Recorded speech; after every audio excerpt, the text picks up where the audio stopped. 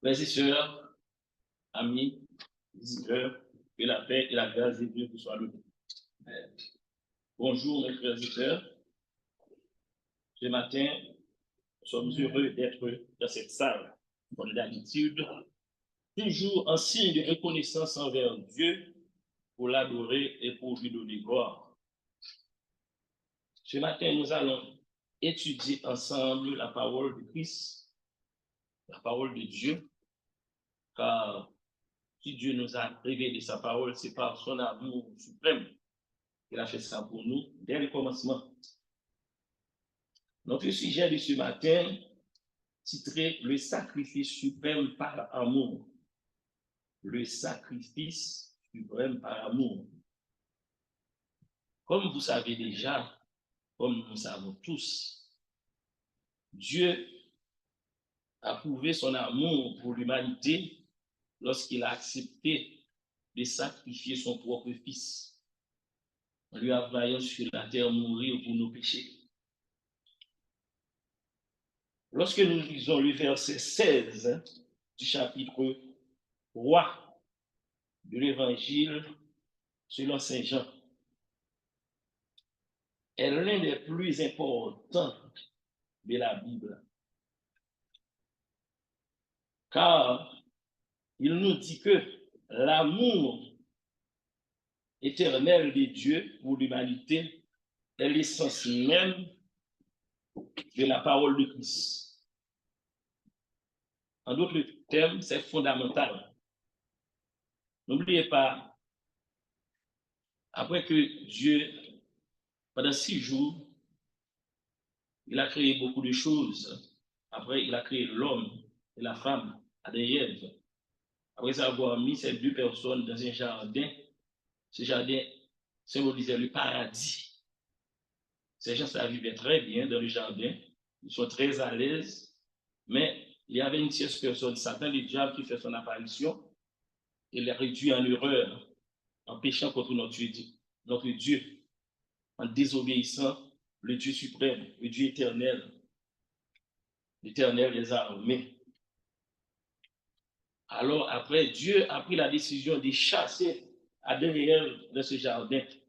Il a mis des chérubins pour que l'homme n'entre pas, après avoir mangé le fruit défendu, qui lui donne la connaissance du bien et du mal, mais pour ne pas entrer pour prendre le fruit qui lui donne la vie éternelle.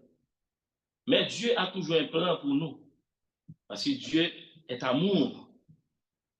Dieu est l'amour même. C'est pour cela qu'il a décidé d'envoyer son Fils unique sur la terre, venir mourir pour nos péchés.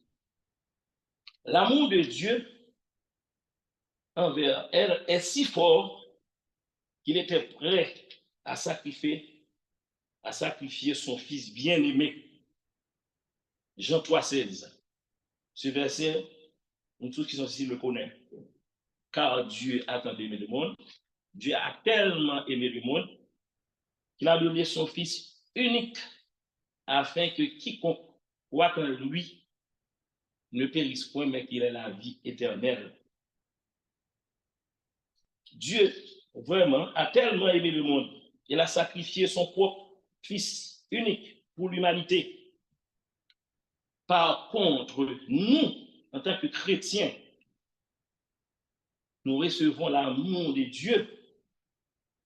En retour, nous devons manifester notre amour pour lui quotidiennement dans notre vie en pratiquant sa parole telle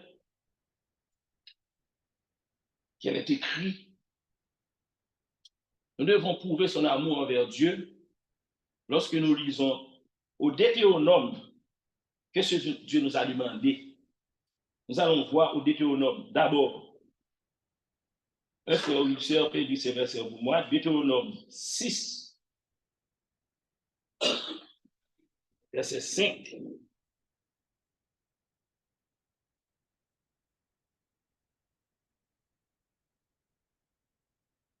Parce que nous devons prouver notre fidélité envers Dieu après ce grand sacrifice qu'il a fait pour l'humanité, qu'il a fait pour nous en tant que chrétiens. Mais en retour, qu'est-ce que nous devons faire? C'est simple. Yes. Tu aimeras l'Éternel ton Dieu de tout ton cœur, de toute ton âme et de toute ta force. Merci, mon frère. Une autre personne peut lire pour moi aussi, Matthieu 22, verset 32. Verset 37, excusez-moi.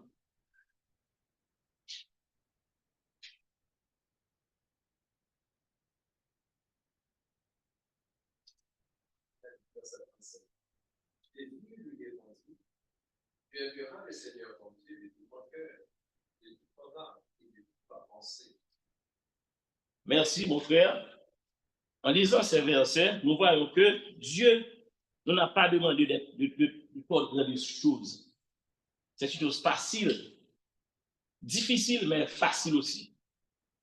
Parce que aimer Dieu, qu'est-ce que nous a demandé de faire pour lui? Toutes ces richesses, toute la richesse est à Dieu. Il est le commencement et la fin. Il a le pouvoir de vie et de mort sur toute chair. Et en retour, il nous a promis la vie éternelle. Rappelez-nous qu'après cette vie, nous savons qu'il y aura une autre vie nouvelle. Mais si nous sommes ici, après avoir lu ce verset, nous devons aimer vraiment Dieu de tout notre cœur, de toute notre pensée, de toute notre âme. Et Jésus-Christ a répété aussi ces versets. Parce que lui, il est le Dieu véritable. Parce qu'il est dans le Père et le Père est en lui. Il a dit la même chose. Ceux qui aiment Dieu aussi doivent garder ses commandements. Si nous sommes ici, nous avons dit que nous aimons Dieu en rejetant ses commandements. Nous n'avons pas lu la Bible. Nous n'avons pas le temps pour servir Dieu. Cela veut dire que par notre comportement, on peut dire que nous le rejetons. Une personne peut lire ces versets pour moi, Jean 14, 15. Dieu, encore, notre Seigneur a bien dit, si vous m'aimez, qu'est-ce que tu dois faire? Jean 14, 15. Si vous m'aimez, gardez mes commandements. Gardez mes commandements. Encore une fois, les commandements du Seigneur ne sont pas pénibles. Nous pouvons les observer. Il nous faut faire des sacrifices. De même que Dieu a fait un sacrifice suprême pour nous, en livrant son Fils pour nous, pour l'humanité, pour nous personnellement en tant que chrétiens. Car si nous sommes là aujourd'hui, c'est par sa grâce. N'oubliez pas que Jésus-Christ n'est plus au tombeau. Maintenant, il est à la droite du trône de son Père. Il est le médiateur entre les cieux et la terre. Nous qui sommes ici en tant que chrétiens, nous devons savoir ça. Chers frères et sœurs, nous pouvons dire cet amour biblique cet amour biblique de ces versets sont différents de l'amour romantique. Cet amour biblique de ces versets, c'est différent de l'amour romantique. Le mot hébreu pour l'amour ici est Ahav. Ça s'écrit A-H-A-V. Le mot hébreu pour l'amour, cet amour ici, Ahav. Ce mot ne fait pas référence à l'amour amoureux, mais à la fidélité. Parce que notre Seigneur est fidèle envers nous et nous appelle à l'unité aussi. Nous devons faire des sacrifices. Nous devons poser des actions de fidélité au Seigneur, de pratiquer sa parole, de lui montrer notre amour envers lui, d'annoncer la bonne nouvelle de l'Évangile. Pour cela, nous allons lire ensemble 1 Corinthiens 9, 1 Corinthiens, excusez-moi, 1er verset 9 à 10.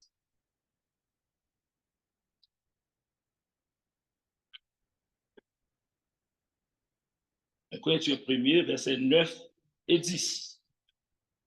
Dieu est fidèle, lui qui vous a appelé à la communion de son Fils, Jésus-Christ, notre Seigneur.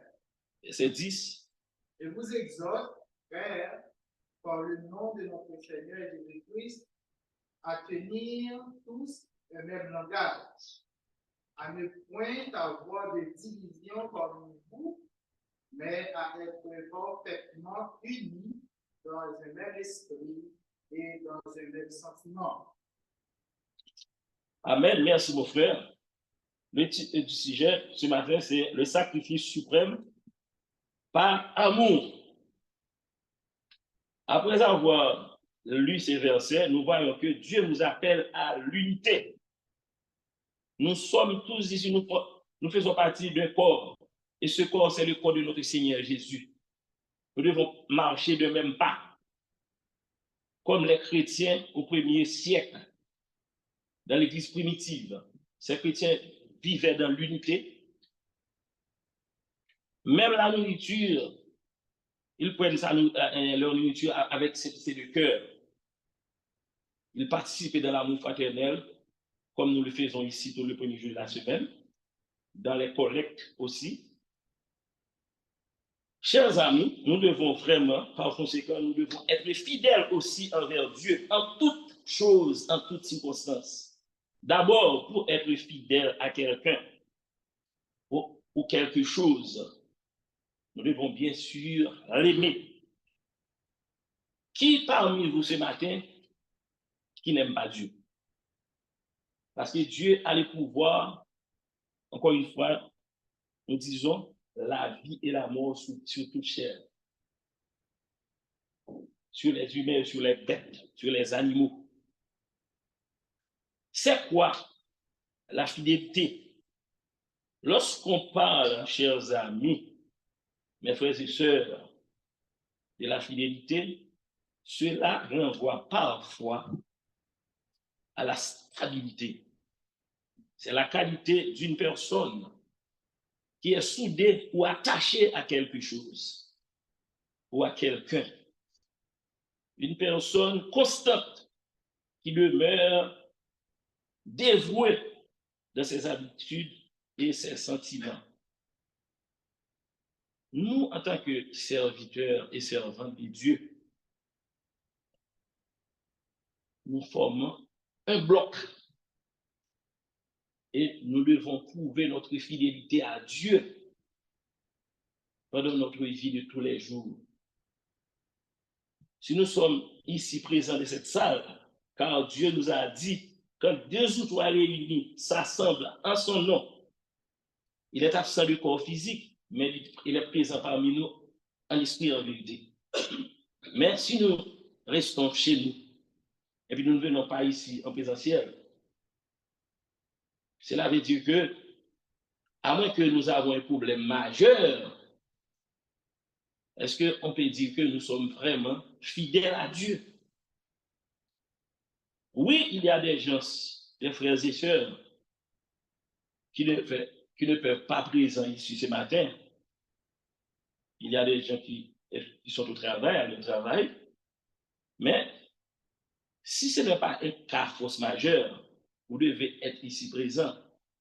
Parce que là où 2 ou 3 réunis, comme je l'ai dit avant, selon la parole de Christ, notre Seigneur est présent parmi nous. Et pendant qu'il est présent, il peut faire beaucoup de choses dans cette salle. S'il y a quelqu'un qui est malade, il peut le guérir. C'est pour cela qu'il a dit, déversez tous vos soucis devant lui. Mais si vous n'êtes pas fidèle, si nous ne sommes pas fidèles envers le Seigneur, qu'est-ce que nous pouvons lui demander? Parce que quand quelqu'un est fidèle à une personne, nous cherchons toutes les choses pour arranger les choses afin que cette personne va se sentir heureuse.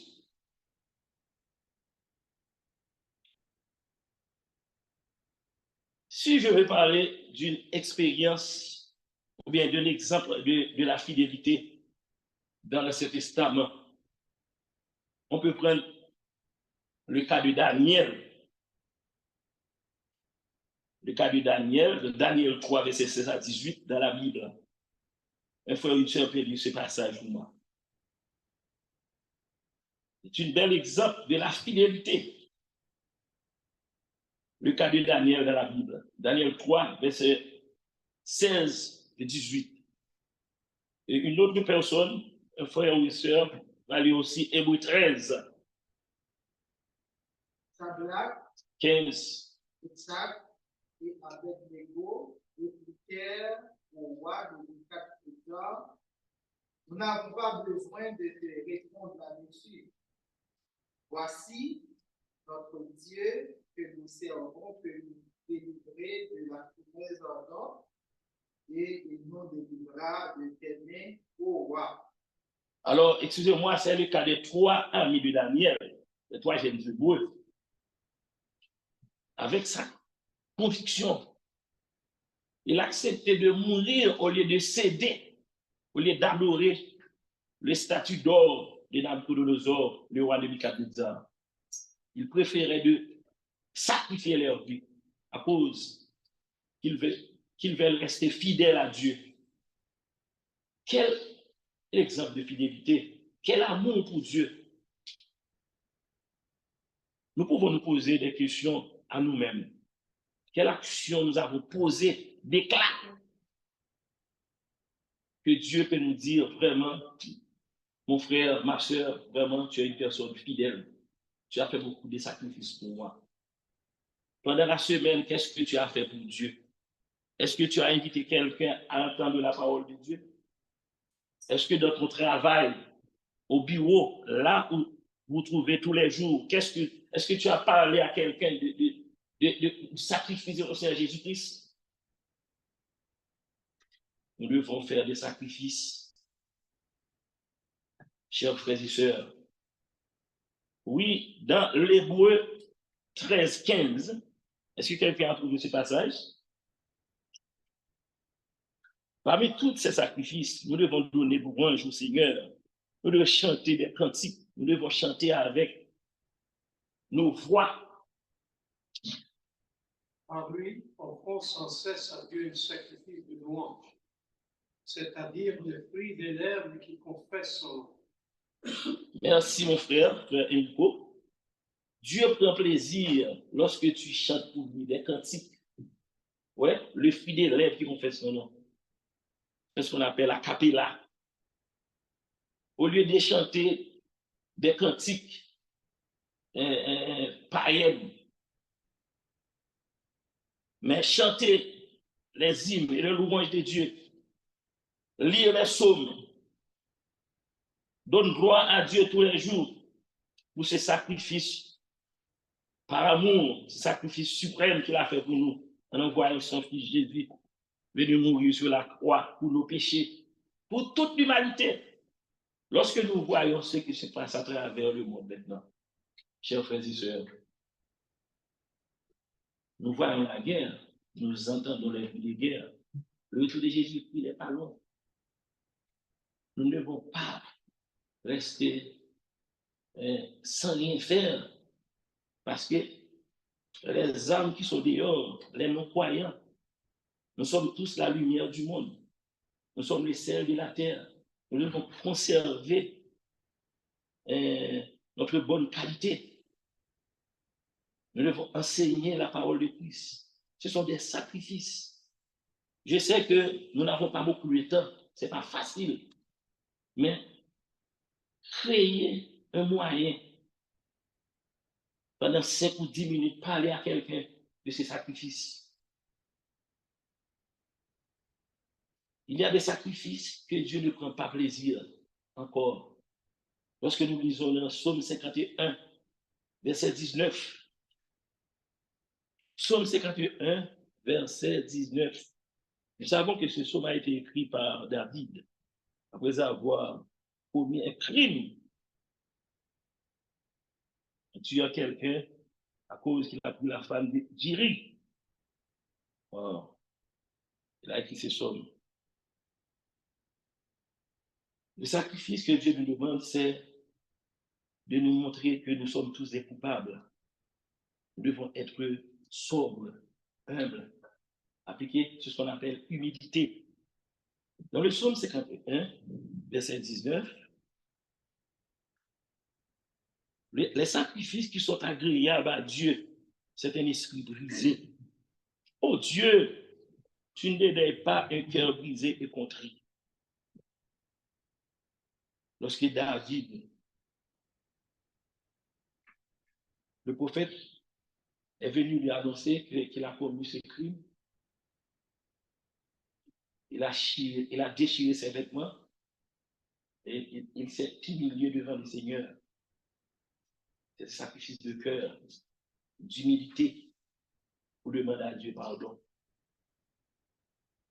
Dieu prend plaisir à ce sacrifice parce qu'il dit c'est agréable à ses yeux. Lorsque nous lisons aussi dans Matthieu 22, verset 37, Luc 10, verset 27, un frère Richard peut lire ces versets pour moi encore.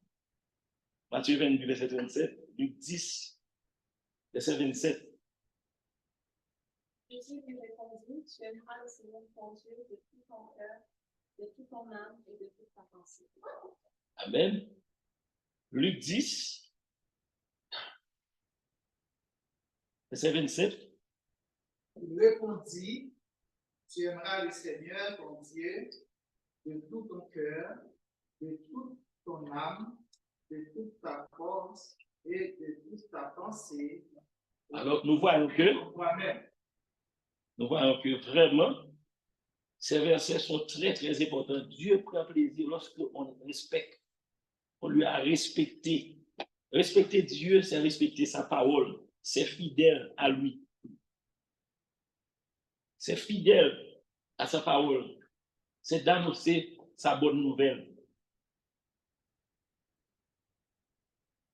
Il y a des hommes, par exemple, comme Abraham. Avant, c'était Abraham. C'était un serviteur très fidèle, patriarche. Dans Genèse 15, verset 6, il était un homme fidèle à Dieu. C'est pour cela que Dieu considère Abraham étant que juste. Aujourd'hui, si nous sommes vraiment fidèles à Dieu, nous serons fiers lorsque quelqu'un nous appelle juste. Mais si nous ne sommes pas fidèles à Dieu, lorsque une personne dit, frère Emmanuel, est-ce que vraiment tu es une personne juste? Est-ce que je peux répondre oui ou non? Ça dépend de ma conscience. Si je fais mon travail,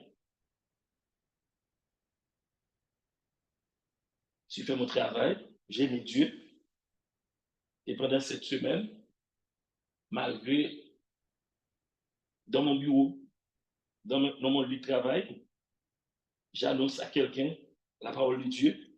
J'invite à quelqu'un de venir à l'église, venir entendre la parole, même si la personne n'était pas venue ici, mais tu dois le faire. Parce que lorsque nous lisons dans Ézéchiel 18, verset 23, l'Éternel des armées a dit, même le méchant, il ne veut pas la mort pour le méchant. Il veut que le méchant soit repenti. Mais il faudra que qui va lui dire ça, qui va annoncer la parole de Dieu? C'est nous. Nous avons une grande responsabilité, frères et sœurs. Nous devons être fidèles à Dieu. Oui, Abraham était un homme fidèle. Job aussi. On peut lire ça chez vous. Le Job 1er, de 1 à 12, la fille de Job, dans son épreuve, il a tenu ferme. Il n'a pas régné Dieu, malgré qu'il a perdu ses richesses, ses fils et ses filles. Il est resté attaché, soudé à Dieu. Aujourd'hui, Dieu n'est pas présent physiquement parmi nous. Donc, le Seigneur Jésus n'est pas présent physiquement parmi nous, mais il est là parmi nous. Il est présent par sa parole. Et sa parole doit demeurer dans notre cœur. Par exemple, ce n'est pas lorsque nous allons venir ici le premier de la semaine pour venir adorer Dieu, et puis nous prenons notre Bible, et puis opter. Non. Pendant la semaine, nous devons faire un effort, lire la Bible chez nous. apprendre à nos enfants à lire la Bible. Parce que lorsqu'il arrive à l'âge adulte, il sera déjà vraiment rodé pour servir Dieu. Oui, frères et sœurs. Maintenant, nous pouvons poser une question à nous-mêmes. Qu'est-ce que signifie aimer Dieu en tant que chrétien? Aimer Dieu veut dire beaucoup de choses. Si j'aime Dieu, il faut que j'aie le mal. Parce que notre Seigneur nous a dit que la crainte de Dieu, c'est la haine du mal. Il dit la crainte de Dieu aussi est le commencement de la sagesse. Tout cela mérite des sacrifices. Parce que Dieu nous a dit, si quelqu'un nous a fait le mal, en retour, nous devons faire à cette personne le bien. Ce n'est pas facile, chers amis. Mais nous devons faire des sacrifices pour ça. Donc, ce véritable amour pour notre Seigneur implique de faire des sacrifices. N'oubliez pas les sujets, de les sacrifices suprêmes par amour. Oui, cela implique des sacrifices difficiles. Toutefois, la récompense en vaut la peine. Vous voyez, lorsque nous faisons des sacrifices pour le Seigneur, nous avons une récompense grande. Pendant que nous sommes sur la terre, nous commençons à recevoir la paix et le bonheur sur cette terre, comme dit les cantiques. Et à la fin, nous recevons la vie éternelle. Alors, toutefois, vraiment vrai, cette récompense en vaut la peine. Nous allons lire Matthieu 16, verset 24. Matthieu 16, 24 est clair. C'est la Bible que nous faisons parler parce que nous ne sommes pas du donneur des réponses, surtout à l'Église du Christ. Matthieu 16, 24. Alors, je te dis à celui-ci, si quelqu'un veut venir après moi, il renonce à lui-même, il se charge de sa croix et qu'il le suit. Vraiment, c'est un sacrifice. Dans notre zone de confort, nous devons laisser notre zone de confort pour suivre Jésus. Nous devons renoncer à nous-mêmes. C'est un acte d'humilité. Quant à nos péchés, chers amis, nous n'avons pas besoin de faire aucun sacrifice en compensation de nos péchés, car le sang de Jésus a été versé pour nous une fois pour toutes. Amen.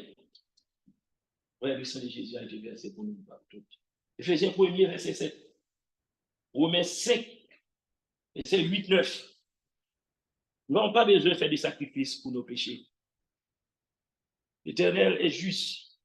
Notre Seigneur est juste. Il est digne de gloire et de louange. Il est là pour nous pardonner. Mais sauf que, en tant que chrétien, le péché doit être un accident pour nous. À chaque fois que nous péchons contre Dieu, nous devons nous repentir, aller devant Dieu, de lui demander pardon dans le nom de Jésus. Dieu peut nous pardonner. Mais si nous péchons volontairement, c'est autre chose. Le péché doit être un accident pour nous. Parce que le sang de Jésus a été versé pour ça. Éphésiens 1er, verset 7. Est-ce qu'il y a quelqu'un qui trouve ce passage? Et Romains 5, 8. Éphésiens 1er, verset 7.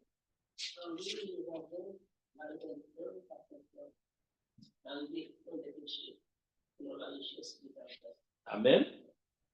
Ça veut dire que, cela veut dire que le sang de Jésus a été versé pour nous déjà.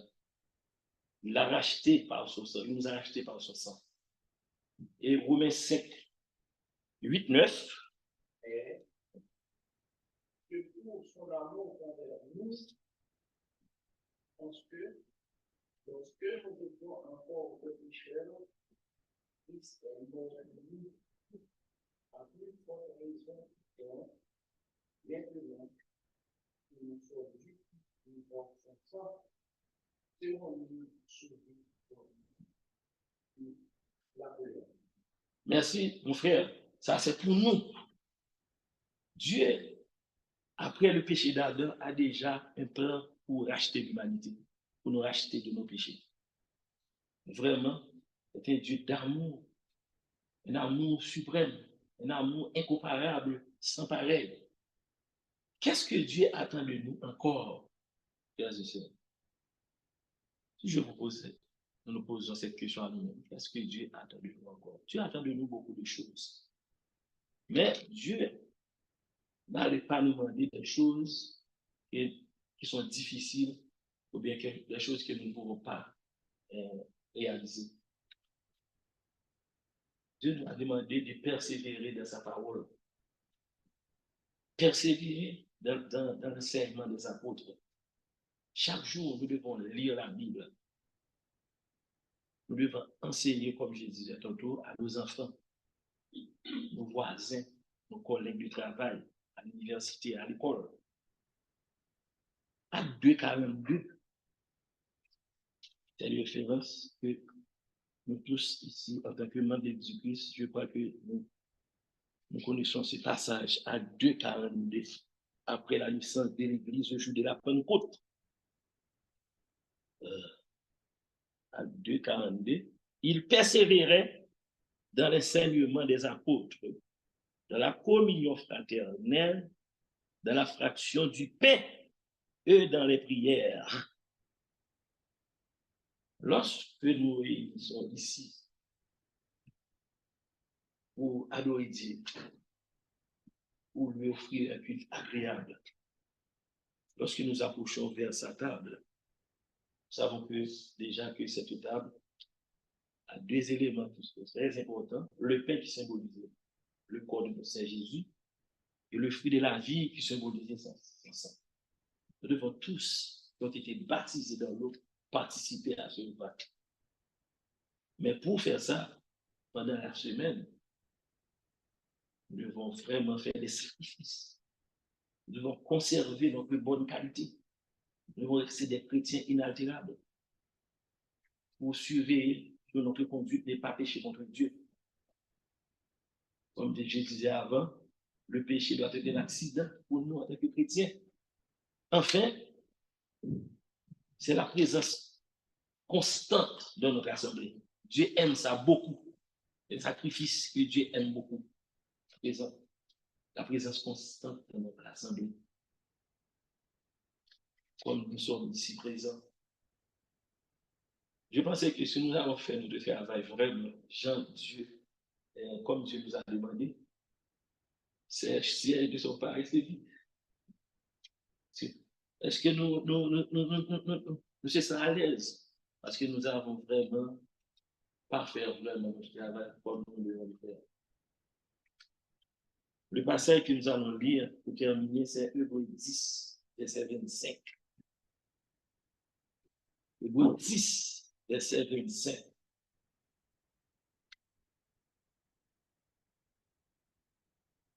Puis il vient citer le sacrifice suprême par amour. Hébreux 10, verset 26. Verset 25, excusez-moi.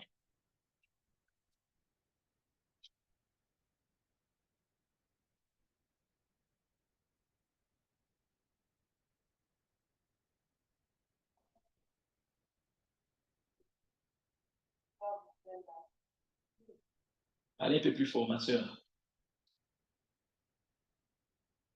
N'abandonnons pas notre assemblée comme c'est la coutume de quelqu'un, mais exhortons-nous réciproquement, et cela d'autant que plus vous voyez s'approcher le jour.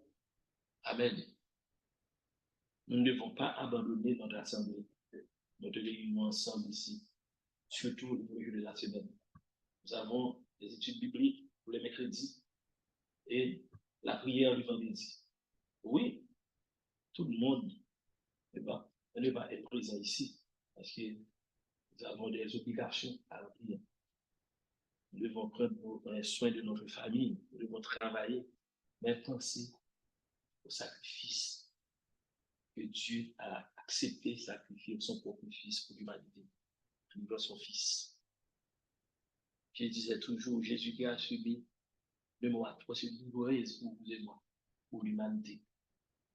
Et nous devons nous exhorter réciproquement les uns les autres, avec douceur, parce que le jour n'est pas loin, le retour de Jésus très proche, comme dit dans 1 Pierre 4, la fin de toutes choses est proche. Jésus est bien aimé. Nous devons nous réveiller pour faire des sacrifices pour Dieu, pour lui faire plaisir, tous les jours de notre vie. Que la paix et la grâce de Dieu nous soient données. Bon, nous avons resté quelques minutes.